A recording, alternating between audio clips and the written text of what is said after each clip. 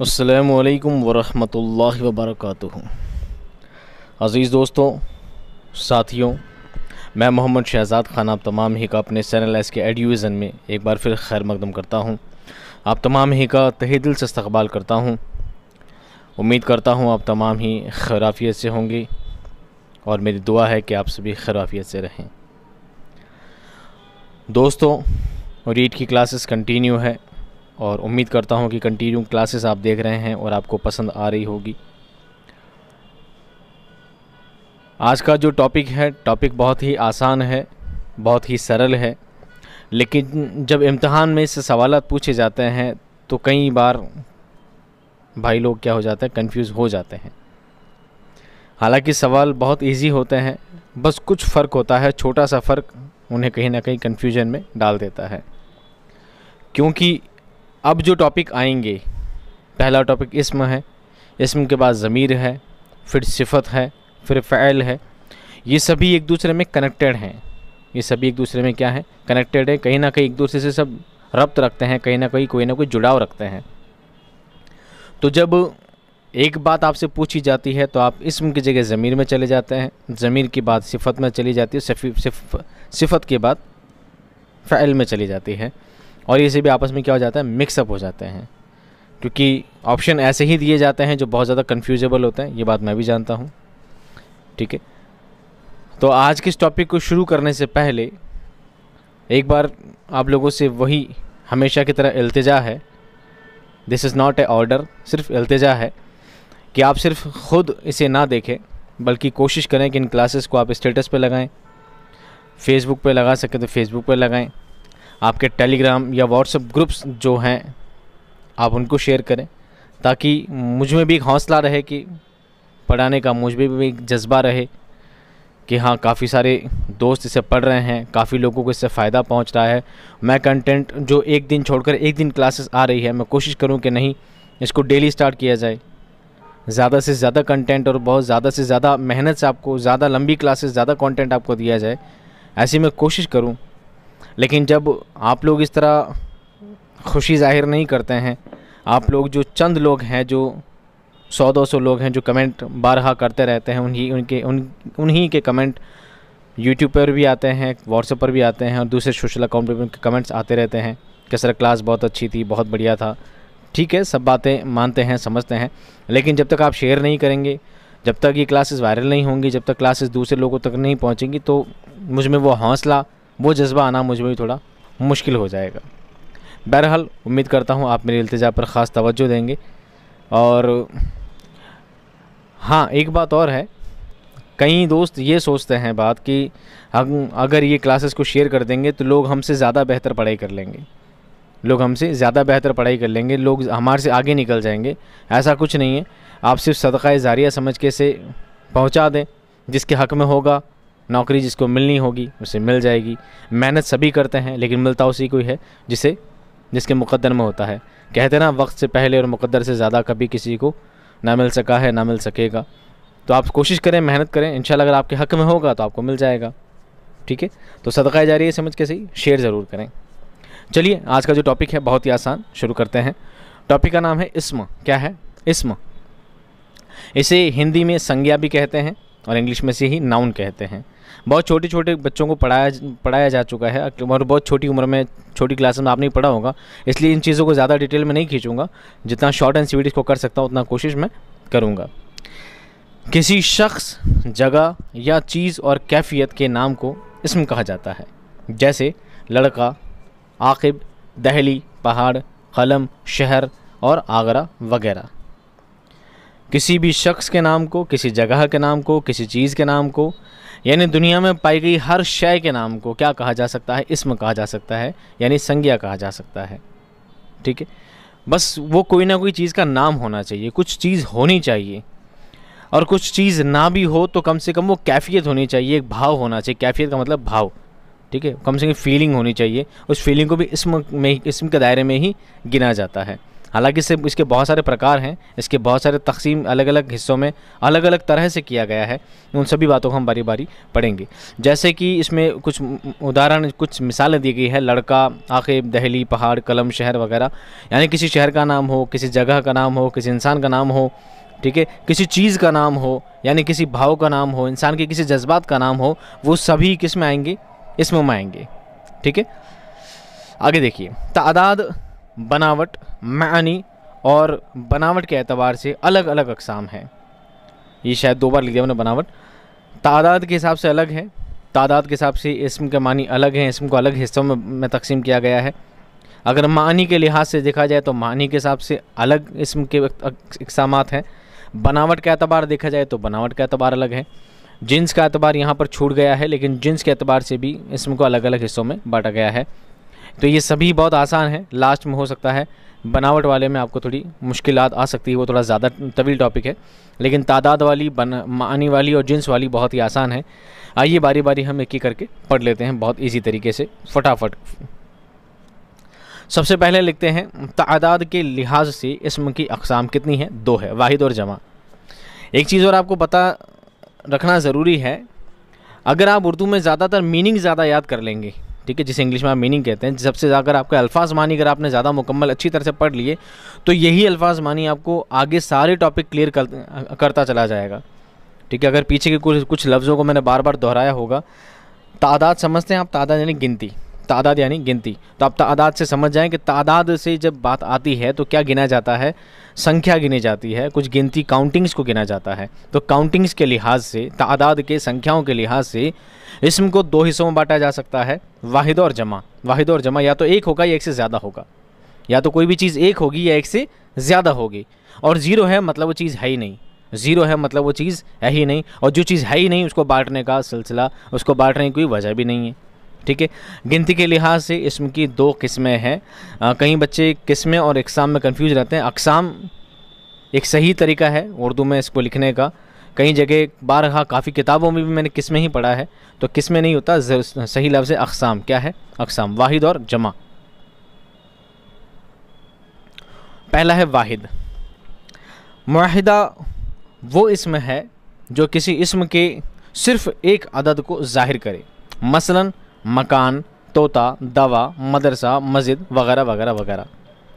वाहिद इसम कौन सा होता है? वो इसम, वो नाम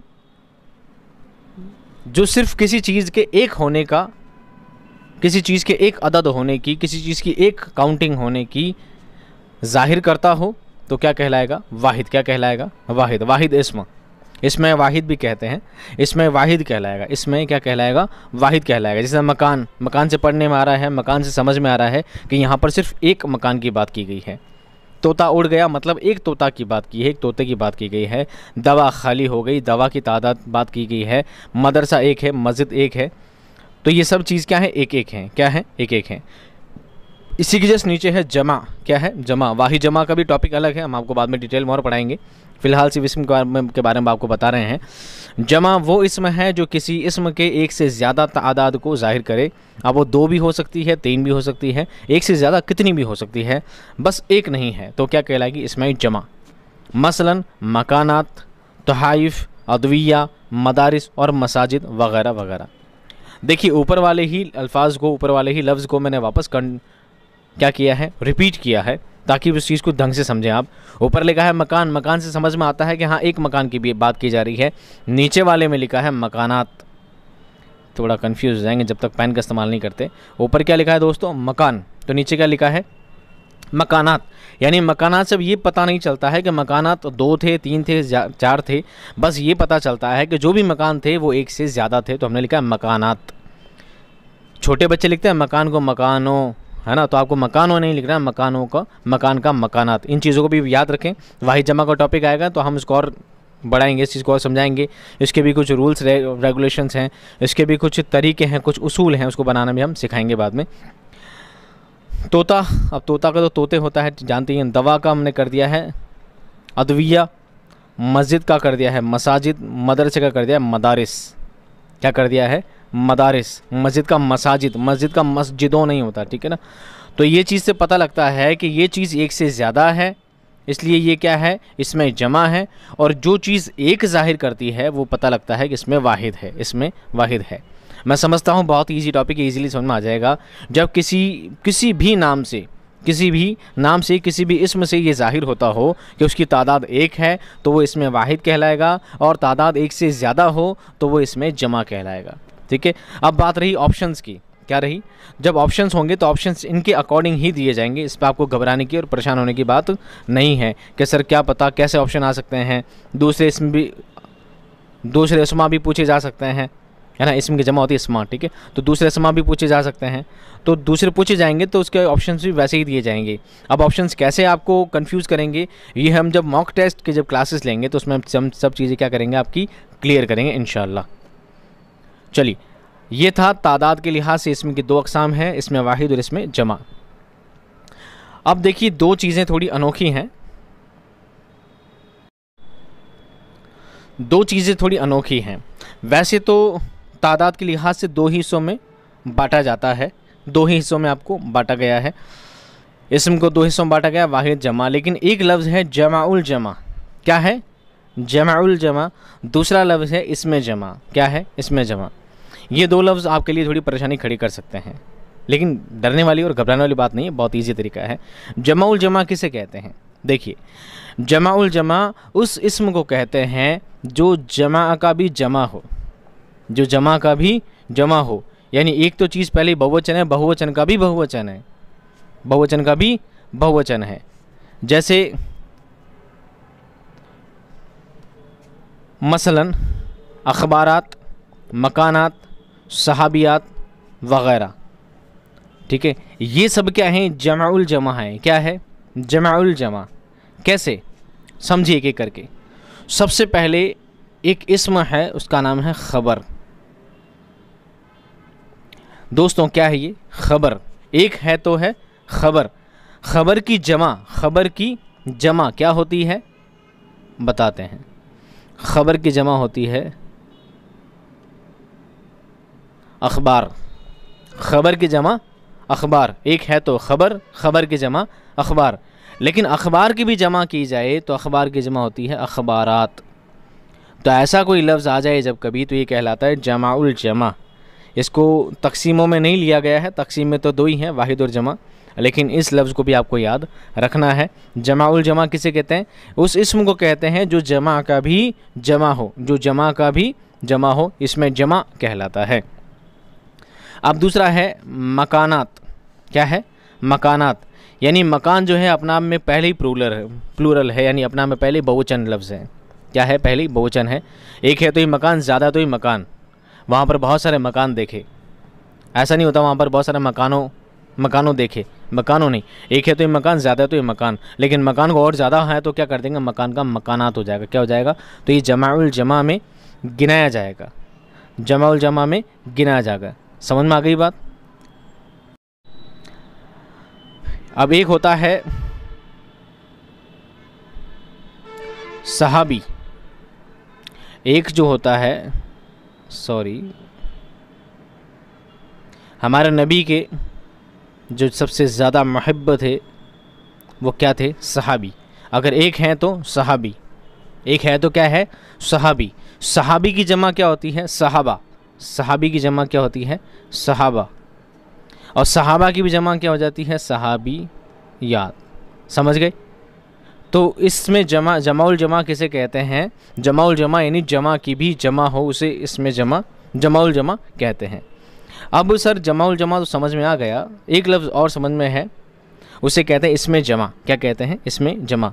ये क्या चीज़ है, देखिए, इसमें जमा वो इसम है जो किसी गिरोह या मजमूए को ज़ाहिर करे। इसमें जमा वाहिद बोला जाता है, जमा नहीं। ये कन्फ्यूज़न वाली चीज़ है।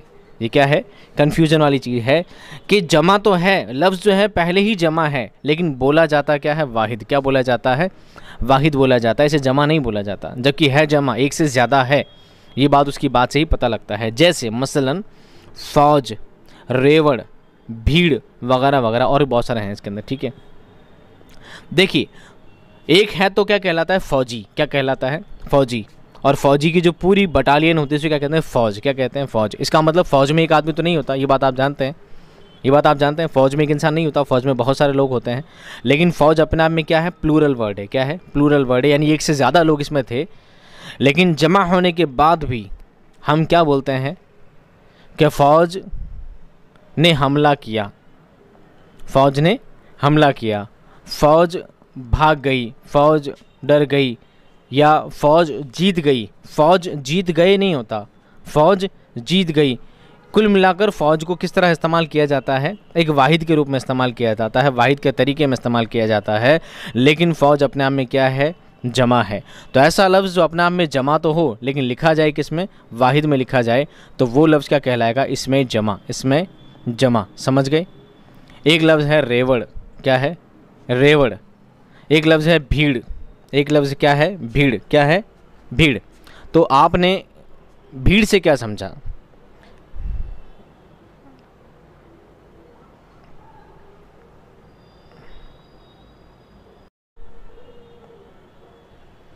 एक लफ्ज़ है भीड़, क्या है, भीड़।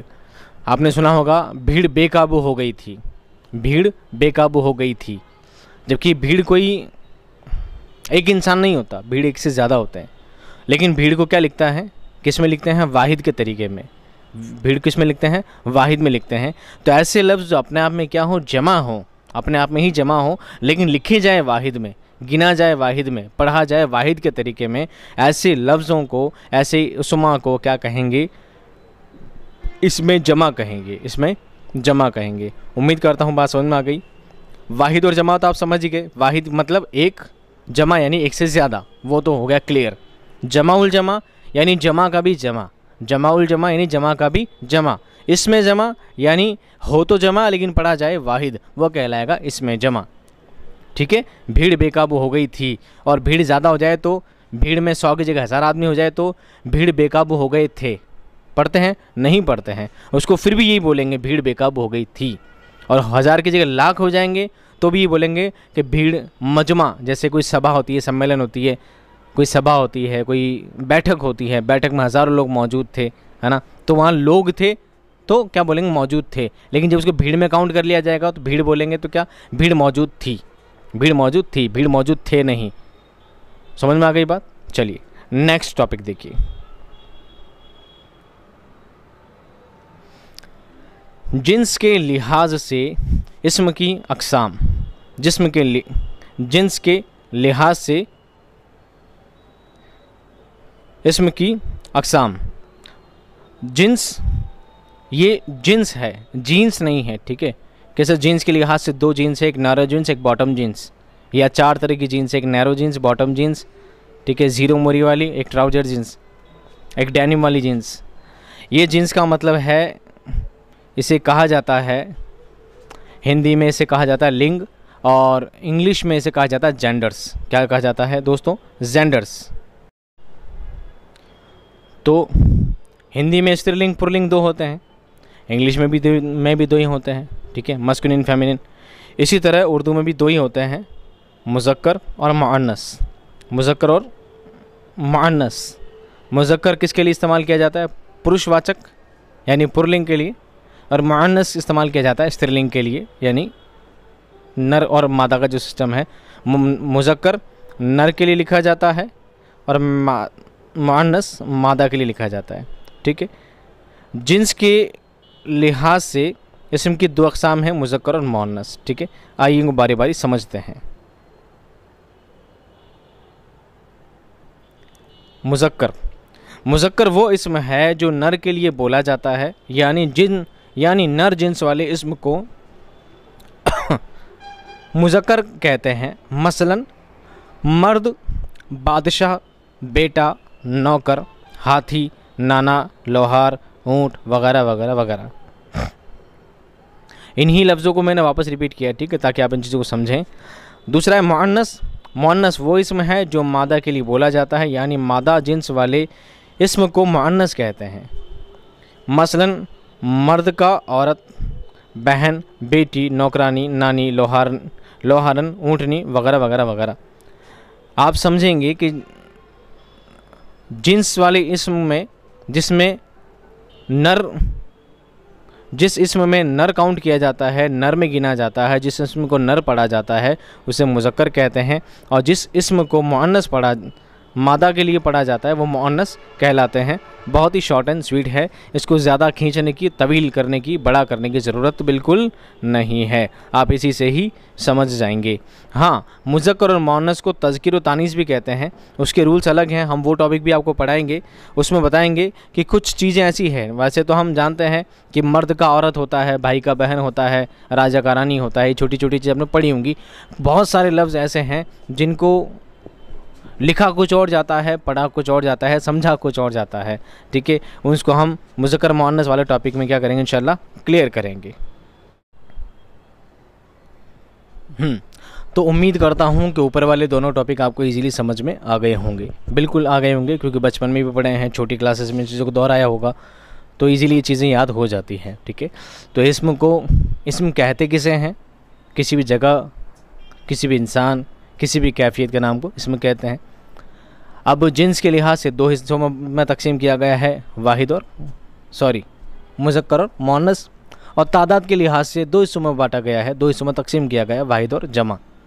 एक जमाउल जमा भी होता है, यानी जमा का भी जमा होता है, एक इसमें जमा होता है, यानी जमा वाले लफ्ज़ को वाहिद में पढ़ा जाता है। बहुत ही शॉर्ट एंड स्वीट इसको हम समझ सकते हैं। अब जो लफ्ज़ आपके सामने आ रहे हैं, हो सकता है इन लफ्ज़ों को पहले आपने नहीं पढ़ा हो, पहले आपने नहीं सुना हो, तो आप सुन लीजिए, समझ लीजिए, क्योंकि यही सवाल यहीं से सबसे ज़्यादा बनते हैं और यहीं से सबसे ज़्यादा कन्फ्यूजन बड़ा करती है, ठीक है। बनावट के लिहाज से इस्म की अक़साम, बनावट के लिहाज से इस्म की अक़साम, ये बनावट का जो लिहाज है ना, पहले दो थे, दूसरे में दो थे, लेकिन बनावट में कितने हो गए, तीन। कितने हो गए दोस्तों, तीन अक़साम हो गई है। बनावट के लिहाज से इस्म को तीन अक़साम में बांटा गया है, इसमें जामिद, इसमें मस्दर, इसमें मुश्तक़। ये आगे भी काम आएगा, ठीक है। इसमें के अलावा जब ज़मीर में, फ़ैल में पढ़ेंगे, इन चीज़ों को हम वापस दोहराएंगे, वापस काम आएंगे, इसलिए ढंग से सुनना, समझने की कोशिश करना बहुत ज़्यादा तवज्जो के साथ। इसमें जामिद, इसमें मस्दर, इसमें मुश्तक़। बनावट के लिहाज से इस्म को तीन हिस्सों में तकसीम किया गया है। अब जैसे इनके नाम हैं वैसे ही इनके काम हैं, जैसे नाम है वैसे ही काम है। पहला वाला समझ में आ जाएगा तो दूसरा ऑटोमेटिक समझ में आ जाएगा, तीसरा अपने आप समझ में आ जाएगा। यानी तीसरे को समझने के, तीसरा जब समझ में आएगा तो तीसरे से ही दूसरा, दूसरे से ही पहला समझ में आ जाएगा, और पहले से ही दूसरा, दूसरे से ही तीसरा समझ में आ जाएगा, क्योंकि तीनों आपस में क्या है, जॉइंट है। तीनों आपस में क्या है, जॉइंट है। एक लफ्ज़ भी अगर आप ढंग से समझ जाते हैं तो आपको दूसरा समझने की ज़रूरत नहीं पड़ेगी। देखिए, सबसे ज़्यादा ज़रूरी क्या है, मैं आपको बार बार रिपीट करता हूँ, मीनिंग सबसे ज़्यादा याद रखने की कोशिश रखनी है। इसमें जामिद, जामिद से मतलब जमा हुआ, मस्दर का मतलब निकलना, मुश्तक़ यानी बनना, ठीक है। ये आगे काम आएंगे, आगे हम बारी बारी पढ़ते हैं। सबसे पहले हम क्या पढ़ेंगे, तीन किस्मों में पहली किस्म कौन सी है दोस्तों, इसमें जामिद। कौन सी है इसमें, जामिद। जामिद अरबी ज़बान का लफ्ज़ है जिसके मानी ठोस या जमा हुआ, ठीक है। जामिद का मतलब है जमा हुआ। अब इसका मतलब है जमा हुआ, तो इसका काम भी वैसा ही है, उसको समझने में भी वैसा ही समझना है। ऐसा इस्म जो ना तो ख़ुद किसी इस्म से बना हो और ना ही कोई दूसरा इस्म उससे बनता है, इसमें जामिद कहलाता है। यानी वह ख़ुद किसी इस्म से नहीं बना है और ना ही उससे कोई दूसरा इस्म बनता हो, इसमें जामिद कहलाता है, ठीक है। कई बार क्या होता है, बात ऊपर से निकल जाती है परिभाषाओं में, उसकी डेफिनेशन में। जब मिसाल पढ़ते हैं, उदाहरण देखते हैं, एग्जाम्पल देखते हैं, तो बात समझ में आ जाती है। एग्जाम्पल देखेंगे सब समझ जाओगे। इसे दो या दो से ज़्यादा कलिमों और टुकड़ों में तकसीम नहीं हो सकता, नहीं किया जा सकता। आमतौर पर ये इंसानों, जानवरों, परिंदों और चीज़ों के नाम होते हैं। किसके नाम हो सकते हैं, इंसानों के, जानवरों के, चरिंदों परिंदों के, दरिंदों के, चीज़ों के, सबके नाम ये हो सकते हैं नहीं, हो सकते हैं, ठीक है। जैसे अब हम देखते हैं एग्जाम्पल, जैसे आदमी, गाय, घोड़ा, शेर, चाकू, बिल्ली और सोना, पत्थर, चूना, मेज़, किताब, कलम, पेंसिल, चांदी, चट्टान वगैरह वगैरह वगैरह। ये सब क्या इसमें जामिद है, ये सब क्या इसमें जामिद है। अब बताइए, इस जामिद में और दूसरे इस्म में क्या फ़र्क हो सकता है, क्या फ़र्क हो सकता है। तो हम एक दूसरे को कनेक्टिविटी करके पता लगाएंगे फ़र्क क्या हो सकता है। मान लीजिए हमने एक लफ्ज़ ले लिया इसमें से, कलम। क्या ले लिया, कलम। अब मैं ये कहता हूँ कि कलम जो है, इसमें जामिद है। कलम जो है इसमें जामिद है। मैं आपको कहता हूँ कलम जो है इसमें जामिद है। आप कहोगे नहीं सर नहीं है। मैं फिर भी कहूँगा नहीं, ज़बरदस्ती कहूँगा नहीं भी है। तो मैं आपसे कहूँगा कि इसमें जामिद की पहचान बताइए। इसमें जामिद की पहचान बताइए। इसमें जामिद की पहचान है कि वो इसम जो ना किसी इसम से बना हो, ना उससे कोई दूसरा इसम बन सकता हो, ऐसे इसम को इसमें जामिद कहते हैं। ठीक है। अब बताइए कलम जो लफ्ज़ है क्या ये पहले किसी लफ्ज़ से बना है? किसी 2 लफ्ज़ों से, 3 लफ्ज़ों से, 3 हरूफ से, 4 हरूफ से तो बनता ही है। हरूफ से मिलकर ही लफ्ज़ बनता है, लेकिन क्या लफ्ज़ों से मिलकर बना है? नहीं। कलम अपने आप में एक मुकम्मल लफ्ज़ है और ये किसी दूसरे लफ्ज़ से मिलकर नहीं बना है। सर वो तो कोई भी नहीं होता। चलिए, लेकिन मैं कहूँ दूसरी पहचान ये है कि इससे दूसरे इसम भी नहीं बन सकते। बताइए कलम को आप दूसरे किस नाम में तब्दील कर सकते हो? क्या कलम को और दूसरे इसम में तब्दील कर सकते हैं? क्या कलम को हम दूसरे किसी नाम में तब्दील कर सकते हैं, बदल सकते हैं, इससे कोई दूसरा नाम बना सकते हैं? नहीं। कलम तो कलम ही है। कलम हमेशा कलम ही रहेगा। कलम हमेशा कलम ही रहेगा। इसलिए हम कलम को क्या कहेंगे? इसमें जामिद कहेंगे। क्या कहेंगे? इसमें जामिद कहेंगे। हमने देखा है घोड़ा, क्या है? घोड़ा। अब एक है तो घोड़ा है, 2 है तो घोड़े हैं। वो तो वाहिद और जमा की बात हो गई। लेकिन घोड़ा क्या किसी इसम से बना है? नहीं बना है। क्या घोड़ा से कोई दूसरा इसम बन सकता है? घोड़ा तो घोड़ा ही रहेगा, इससे कोई दूसरा इसम नहीं बन सकता, दूसरा कोई नाम नहीं बन सकता, दूसरी कोई क्रिया, कोई वर्ब कुछ नहीं बन सकती। घोड़ा हमेशा घोड़ा ही रहेगा। इसलिए ये क्या कहलाएगा? इसमें जामिद कहलाएगा। क्या कहलाएगा? इसमें जामिद कहलाएगा। अब इसमें जामिद में अगर कोई कन्फ्यूजन रह गई है तो हम उसको किस में क्लियर करेंगे? उसमें क्लियर करेंगे इसमें मसदर में। किस में करेंगे? इसमें मसदर में। दूसरा जो हमारा टॉपिक है वो है इसमें मसदर। क्या है? इसमें मसदर। इसमें जामिद आपके समझ में आ गया? वो इसमें जो ठोस हो, जैसा उसका नाम है, जो दूसरे से मिलकर नहीं बना है और ना ही उसके नाम से दूसरा कोई इसम बन सकता है, ना ही उस इसम से कोई दूसरा इसम बन सकता है, इसमें जामिद कहलाता है।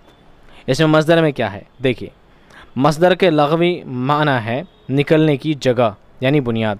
इसका माना ही क्या है? निकलने की जगह है, मतलब इससे और निकलता है। क्या निकलता है? देखिए, इससे बहुत से अल्फाज बनते हैं, इसलिए इसे इसमें मसदर कहते हैं। क्या कहते हैं? इसमें मसदर कहते हैं। मसदर वो इसम है जो किसी काम का नाम हो और उससे कई किस्म के अस्मा व अफ़ाल निकलते हैं। अस्मा और अफ़ाल, अस्मा जमा है इसम की, अफ़ाल जमा है फ़ैल की। अफ़ाल जमा है फ़ैल की, यानी एक फ़ैल से ज़्यादा फ़ैल बन सकते हैं, कई तरह के फ़ैल अफ़ाल बन सकते हैं, कई इसमा बन सकते हैं, उसमा बन सकते हैं। तो वो क्या कहलाएगा? इसमें मसदर कहलाएगा। क्या कहलाएगा? इसमें मसदर कहलाएगा। चलिए बारी बारी मिसाल देखते हैं, समझते हैं। जैसे मसलन पढ़ना, रोना, सोना, खाना, पीना, उड़ना, तैरना और धोना, आना जाना वगैरह वगैरह वगैरह सब कुछ। इससे हमने क्या समझा? इसमें मसदर की पहचान में हमने क्या देखा? सबसे चीज़ कॉमन क्या है? सभी में, सब में कॉमन है ना। आखिर में क्या है? ना। यानी इसमें मसदर की पहचान है जिस लफ्ज़ के आखिर में ना आ जाए, जिस लफ्ज़ के आखिर में ना आ जाए वो इसमें मसदर होता है। ये इसकी पहली और बिल्कुल सटीक पहचान है। जिस लफ्ज़ के आखिर में ना आ जाए वो क्या है? इसमें मसदर होता है। पहली पहचान समझ में आ गई। अब बात रही है इसमें मसदर भले ही खुद किसी लफ्ज़ से बना हो नहीं बना हो, वो बात की बात है, लेकिन इससे बहुत सारे लफ्ज़ बनते हैं। इससे बहुत सारे लफ्ज़ बनते हैं। कैसे बनते हैं? बनाकर दिखाते हैं, बेफिक्र रहिए। मान लीजिए हमने पहला लफ्ज़ ही पकड़ा, पढ़ना। पढ़ना ज़्यादा बड़ा हो गया। पहला लफ्ज़ ना पढ़ना। पढ़ना एक काम है। पढ़ना क्या है? एक काम है, वर्ब है। क्या पढ़ना से कोई दूसरा लफ्ज़ बन सकता है? क्या पढ़ना से कोई दूसरा लफ्ज़ बन सकता है? बिल्कुल बन सकता है। पढ़ना से दूसरा लफ्ज़ बन सकता है पढ़ाई। क्या बन सकता है? पढ़ाई।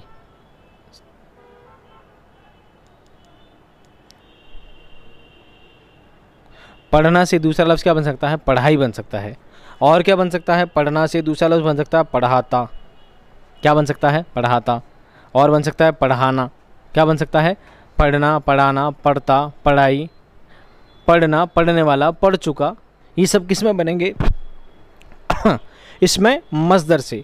यानी कि वो लफ्ज़, वो इस्म जिससे दूसरे इस्म और बनाए जा सकते हैं, दूसरे इस्म या फ़ैल और बनाए जा सकते हैं, वो इसमें मसदर कहलाते हैं। वो इसमें मसदर कहलाते हैं। यानी कि एक लफ्ज़ पकड़ा हम पहले वाला, एक पकड़ते हैं आखिरी वाला। आखिरी लफ्ज़ क्या है दोस्तों, बताओगे मुझे? आखिरी लफ्ज़ क्या लिखा है? आखिरी लफ्ज़ लिखा है जाना। क्या लिखा है? जाना। जाना से लफ्ज़ बनाएंगे हम दूसरा जाता। क्या बन जाता है? जाता। और क्या बनता है? और बनता है जाने वाला या जाना या जाओ। क्या बन जाएगा? जाओ। या से बन जाएगा जा। चल यहाँ से जा। ये सब किससे बनेंगे? जाना से। किससे बनेंगे? जाना से। यानी जाना अपने आप में क्या है? एक मस्दर लफ्ज़ है। क्या है? मस्दर इस्म है। चलिए, ये बात आपके समझ में आ गई। आखिर में मैंने एक नोट लगाया है, इस नोट को भी थोड़ा समझ लीजिए आखिर में, ये आपको कोई परेशानी की वजह ना बन जाए आपके लिए। सर ने कहा था इसमें मस्दर की पहचान है, उसके आखिर में ना आता है, जैसे लिखना, तैरना, पढ़ना। तो सर ताना के आखिर में ना आता है, इसमें मस्दर हो गया। बाना के आखिर में ना आता है, ताना बाना हो गया। घराना हो गया, पुराना हो गया, आशियाना हो गया।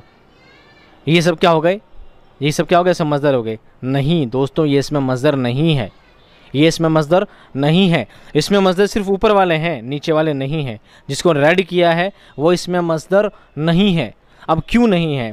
पहचान तो सही है कि आखिर में ना आना चाहिए, ना तो आ गया है, लेकिन इसमें मस्दर क्यों नहीं बन पा रहे? इसलिए नहीं बन पा रहे दोस्तों क्योंकि इसमें मस्दर की दूसरी पहचान भी है कि इसमें मस्दर से और लफ्ज़ और इस्मा और अफ़ाल बन सकते हैं। अब मान लीजिए मैंने लिखा है पुराना, लिखा है लफ्ज़ पुराना। चलो, मैंने बताया था पुराना से और नए लफ्ज़ क्या बन सकते हैं? वो मकान पुराना था, पुराना है, पुराना रहेगा। तीन हमने उसके औकात बदल दिए, तीन हमने उसके काल बदल दिए, लेकिन वो फिर भी पुराना का पुराना ही रहा। वो मकान पुराना था, वो मकान पुराना है, वो मकान पुराना रहेगा। ठीक है, तीनों ही कंडीशन में वो पुराना का पुराना ही रहा, पुराने से कुछ चेंज नहीं हुआ। वो पुराना सा बच्चा, पुराना सा मकान, पुराने से घर में हमेशा पुराना का पुराना ही रहेगा। पुराना कभी नया नहीं हो सकता, पुराना कभी नया नहीं हो सकता। पुराना से कोई दूसरा वर्ड, दूसरा लफ्ज़ नहीं बन सकता। इसलिए पुराना क्या नहीं होगा? इसमें मस्दर नहीं होगा। इसमें मस्दर की पहचान है कि उससे निकलने वाला लफ्ज़, इसमें मस्दर वो लफ्ज़ होता है जिससे दूसरे उस्मा और बन सकते हैं। अगर उस्मा नहीं बनते हैं तो इसमें मस्दर नहीं होता है, भले ही उसके आखिर में ना है, भले ही उसके आखिर में ना है या नहीं, दोनों ही कंडीशन में ऐसा नहीं होता। ऐसे मस्दर भी हैं जिनके आखिर में ना नहीं हो, ज़रूरी नहीं कि हर मस्दर के आखिर में ना ही आए, लेकिन उमूमन यही देखेंगे 99 या 90% यही कंडीशन रहेगी कि आखिर में ना आना क्या है? ज़रूरी है। इसमें मस्दर की पहचान है। अब इसमें मस्दर भी आपके समझ में आ गया, इसमें मस्दर भी आपके समझ में आ गया, इसमें मस्दर भी समझ में आ गया, इसमें जामिद भी समझ में आ गया। अब बचा कौन? इसमें मुश्तक। इसमें मुश्तक। अब देखिए वो सवाल जो आपके इसमें जमा में, इसमें जामिद में और इसमें मस्दर में रह गए थे, वो सवाल आपके इसमें मुश्तक क्या कर देगा? कंप्लीट कर देगा। ये ऐसा इसमें जो आपको सारे सवाल क्या कर देगा? सारी झंझट क्या कर देगा? दूर कर देगा। जैसे इसमें मुश्तक को पढ़ते हैं, माना, निकला हुआ, अख्ज़ किया हुआ, माखूज़। मुश्तक का मतलब है लिया गया, किसी चीज़ से लिया गया, किसी चीज़ से अख्ज़ किया हुआ, किसी चीज़ से अख्ज़ किया हुआ, माखूज़ किया हुआ। इसमें मुश्तक वो इसमें है जो किसी मस्दर से बना हो। मसलन क्या है? मसलन। अब देखेंगे मिसाल हमेशा की तरह, और मिसाल वैसे ही सब बातें हम समझते चलते हैं। पहला लफ्ज़ है लिखना। लिखना क्या है? मैंने बताया था लिखना क्या है। लिखना क्या है? इसमें मस्दर है। लिखना से अब दूसरे जो लफ्ज़ बनते हैं, अब लिखना से यानी मस्दर से जो लफ्ज़ बनेंगे वो क्या कहलाएंगे? मुश्तक कहलाएंगे। क्या कहलाएंगे? मुश्तक कहलाएंगे। बिल्कुल ईजी बात समझ आ गई। इसमें जामिद जो ना तो खुद किसी से बना हो ना उससे कोई बन सकता हो, वो अकेला अलग ही है, उसको तो हम भूल जाओ। इसमें जामिद खुद अकेला है, किसी से मिलकर नहीं बना है और ना ही उससे कोई और दूसरा बन सकता है, तो इसमें जामिद को हमने अलग कर दिया। अब दो भाई और बच गए, इसमें मुश्तक और इसमें मस्दर। अब मस्दर क्या है? वो बनाने का काम करता है और मुश्तक जो है वो बन चुका होता है, वो बन चुका होता है। जैसे लिखना, लिखना क्या है? इसमें मस्दर है। अब लिखना से जो भी लफ्ज़ बनेंगे, लिखना से जो भी लफ्ज़ बनेंगे वो सब क्या कहलाएंगे? इसमें मुश्तक कहलाएंगे। जैसे लिखना से बनता है लिखाई, लिखने वाला, लिखा हुआ, लिखावट, लिख, लिखा, लिखता है, लिखेगा, लिखोगे, लिखो, नहीं लिखो, कुछ लिख रहे हो कि नहीं लिख रहे हो? अरे नोट्स लिख रहे हो कि नहीं लिख रहे हो, या सिर्फ सुन सुन के काम चला रहे हो? आपसे मैं पूछ रहा हूँ। तो लिखना एक तरह का इसमें मस्दर हो गया, और लिखना से बनने वाले जितने भी लफ्ज़ हैं, ये अगर कोई कहे कि लिखेगा क्या है, लिखेगा क्या है, तो हम कहेंगे लिखेगा इसमें मुश्तक है। कोई कहे लिखता है क्या है, हम कहेंगे लिखता है इसमें मुश्तक है। कोई कहेगा लिखना क्या है, तो हम कहेंगे लिखना इसमें मस्दर है, इसमें मस्दर है। दूसरा लफ्ज़ है सजाना। अब सजाना क्या है, इसमें मस्दर है। अब इसे मुश्तक कौन से बनेंगे, देखिए सजाना से बनता है सजा हुआ, सजाने वाला, सजावट, सजाया, सजाता है, सजाएगा, सजाओगे, सजाएगा नहीं सजाया, ठीक है। ये सब जो लफ्ज़ बनेंगे वो सब क्या कहलाएंगे, इसमें मुश्तक कहलाएंगे। तमाम मुश्तकाक इसमें नहीं होते, अफ़ाल भी मुश्तक होते हैं और ज़माना भी पाया जाता है। मसलन बैठना से बैठता है, बैठेगा, बैठा, बैठा हुआ वगैरह। यानी आपको बताने का यही मैटर था कि जो इसमें मुश्तक होते हैं ज़रूरी नहीं वो इसमें ही हों, वो फ़ैल भी हो सकते हैं और उनमें एक ज़माना भी पाया जा सकता है, ठीक है। जैसे बैठना अपने आप में क्या है, इसमें मस्दर है, तो बैठना से बनता है बैठा है, बैठता है, बैठेगा, बैठा था। तीनों अलग अलग काल, तीनों अलग अलग ज़माने इसमें पाए जाते हैं। तो इस तरह बैठना मस्दर से मिलकर जो लफ्ज़ बनते हैं, बैठना मस्दर से जो भी लफ्ज़ बनते हैं, मस्दर से बनने वाले लफ्ज़ को इसमें मुश्तक कहा जाता है। उम्मीद करता हूँ ये तीनों ही नाम आपको अच्छी तरह से याद हो गए होंगे। अगर कोई आपको कहे कि बनावट के लिहाज से इस्म के कितने अक़साम होते हैं, आप कहोगे 3 होते हैं, इसमें जामिद, इसमें मस्दर, इसमें मुश्तक। इसमें जामिद वो इस्म होता है जो ना किसी दूसरे इस्म से बना होता है और ना ही उससे कोई दूसरे उस्मा और अफ़ाल बनते हैं, इसमें जामिद कहलाता है। इसमें मस्दर वो इस्म होता है जिससे दूसरे उस्मा और अफ़ाल बनते हैं, वो इसमें मस्दर कहलाता है। और इसमें मुश्तक वो इस्म होता है जो इसमें मस्दर से बनते हैं, इसमें मस्दर से बनने वाले लफ्ज़ों को, इसमें मस्दर से बनने वाले इस्म को और अफ़ाल को इसमें मुश्तक कहा जाता है। उम्मीद करता हूँ कॉन्सेप्ट आपका बिल्कुल क्लियर हो गया होगा। इसके ऊपर वाले भी छोटे बहुत ही आसान थे। जिन्स के लिहाज से इस्म की अक़साम 2 होती है, मुज़क्कर और मुअन्नस। नर इस्म के लिए मुज़क्कर इस्तेमाल किया जाता है और मादा इस्म के लिए मुअन्नस इस्तेमाल किया जाता है। मुज़क्कर और मुअन्नस पुल्लिंग और स्त्रीलिंग के रूप में के तरीके से इस्तेमाल किया जाता है। इसके ऊपर हमने पढ़ा था तादाद के लिहाज से, तादाद यानी संख्याओं के लिहाज से 2 होते हैं, वाहिद और जमा। वाहिद एक इस्म के लिए बताता है, एक इस्म की निशानदेही करता है, और जमा एक से ज़्यादा होने वाली तादाद की निशानदेही करता है, उसको नुमाया करता है, ज़ाहिर करता है, बताता है। इसके अलावा जमाउल जमा होता है, वो जमा की भी जमा जो इसमें नुमाया करता है वो इसमें जमाउल जमा कहलाता है। और एक इसमें जमा होता है, यानी जो लफ्ज़ अपने आप में जमा होता है लेकिन वाहिद के रूप में लिखा जाता है, वाहिद के तरीके से, वाहिद के तौर पर लिखा जाता है, इसमें जमा कहलाता है। उम्मीद करता हूँ आज का ये 3 टॉपिक तो आपके इजीली क्लियर हो गए होंगे। अब इसके बाद जो सबसे ज़्यादा मुश्किल और सबसे ज़्यादा जो लंबा और सबसे ज़्यादा तवील और सबसे ज़्यादा भारी और सबसे ज़्यादा मुश्किल जो आपके लिए है वो क्या है दोस्तों, वो है मानी के लिहाज से इस्म की अक़साम। इसमें आम और इसमें ख़ास, इसमें मारिफ़ा, इसमें नकरा और इसमें मारिफ़ा। ये दोनों ही बहुत मुश्किल हैं, थोड़ा तवील टॉपिक है, इसलिए इंशाल्लाह इसको पढ़ाएंगे हम नेक्स्ट क्लास में। पूरा ही कॉन्सेप्ट एक बार में क्लियर करेंगे इंशाल्लाह। आप लोगों से हमेशा की तरह फिर दरख्वास्त है, क्लासेस को ज़्यादा से ज़्यादा शेयर कीजिए, और अगर आप वीडियो पसंद आ रहे हैं तो वीडियो को लाइक ज़रूर कर दीजिए, कमेंट के साथ साथ लाइक भी कर देंगे तो बहुत ही अच्छा होगा। मैं मिलता हूं आपको नेक्स्ट क्लास में एक शानदार टॉपिक, शानदार कंटेंट और ज़बरदस्त वीडियो के साथ। तब तक खुश रहिए, आबाद रहिए, खुदा हाफ़िज़।